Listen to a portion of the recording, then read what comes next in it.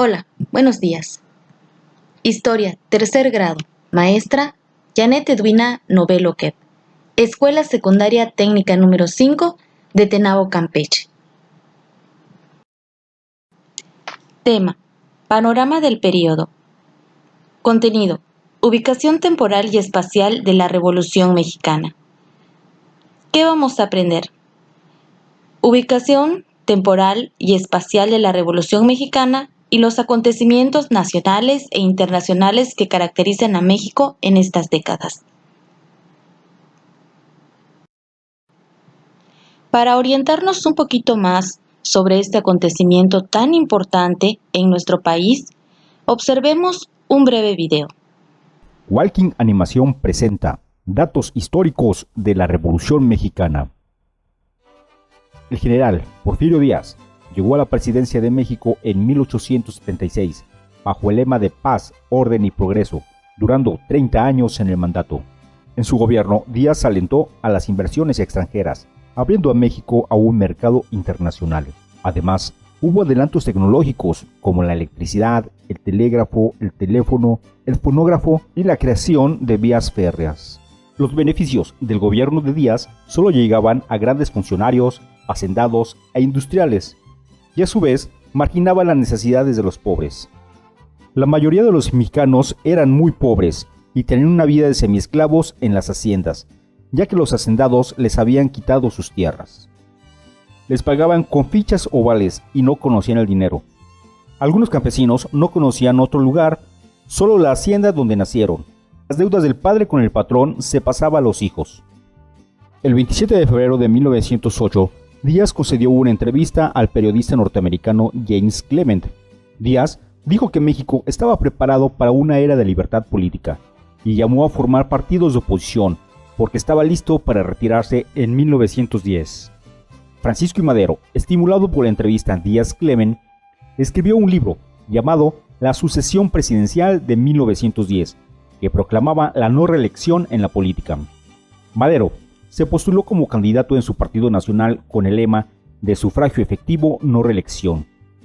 Díaz se enteró y por este motivo lo mandó a arrestar y fue llevado a la cárcel de San Luis Potosí. En la cárcel, Madero redactó un plan revolucionario conocido como el Plan de San Luis. Después de esto, pudo escapar de la cárcel y difundió la promesa de regresar la tierra a los campesinos. Dicho esto, la revolución comenzó el 20 de noviembre de 1910. Pascual Orozco y su lugarteniente Francisco Villa formaron las filas rebeldes norteñas. Francisco Villa era un cuatrero y bandido. Además, formó un ejército en la sierra llamada la División del Norte. A su vez, Emiliano Zapata, en el sur, luchaba bajo el lema de tierra y libertad. Díaz fue exiliado en el puerto de Veracruz hacia París. Y Madero, siendo presidente, no cumplió lo que había prometido. Después de esto, las tropas rebeldes se levantaron en armas contra él y a este hecho se le llamó la Decena Trágica. En poco tiempo, Madero fue asesinado con su vicepresidente José María Pino Suárez por órdenes de Victoriano Huerta, que usurpó la presidencia de México. A su vez, Venustiano Carranza realizó el Plan de Guadalupe, que desconocía la usurpación de Victoriano Huerta en la presidencia y se nombraba a él mismo como jefe del ejército constitucional. El Plan de Ayala fue propuesto por Zapata y demandaba la entrega de tierras a los indígenas y la repartición de tierras, montes y agua a los necesitados. Y a su vez, Villa elaboró la ley agraria donde proclamaba la equidad en las tierras. En su lucha, zapatistas y villistas se unieron a Carranza contra Huerta, por lo cual él tuvo que dejar el país, y cuando Carranza fue presidente, los rebeldes pensaron que Carranza no se identificaba con ellos. Por lo tanto, hubo un nuevo enfrentamiento contra Carranza, y de esa forma se formaron dos bandos, uno por el lado de Carranza y Obregón y otro por los zapatistas y villistas. El caudillo Guajardo, con órdenes de Pablo González y general de Venustiano Carranza, traicionó, emboscó y asesinó a Emiliano Zapata en Chinameca, Morelos.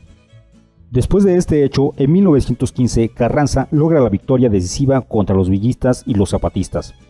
Carranza convoca un congreso en Querétaro con el propósito de redactar una nueva constitución para el país, la que se promulgó el 5 de febrero de 1917.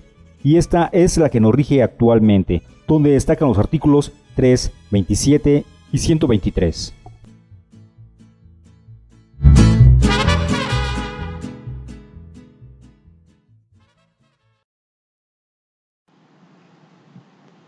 Definitivamente, la Revolución Mexicana juega un papel fundamental en nuestra historia.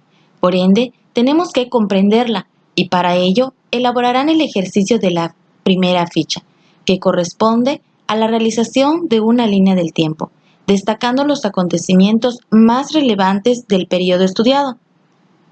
Recuerda que la línea del tiempo es la división gráfica en la que se marca el tiempo para separar eventos y etapas.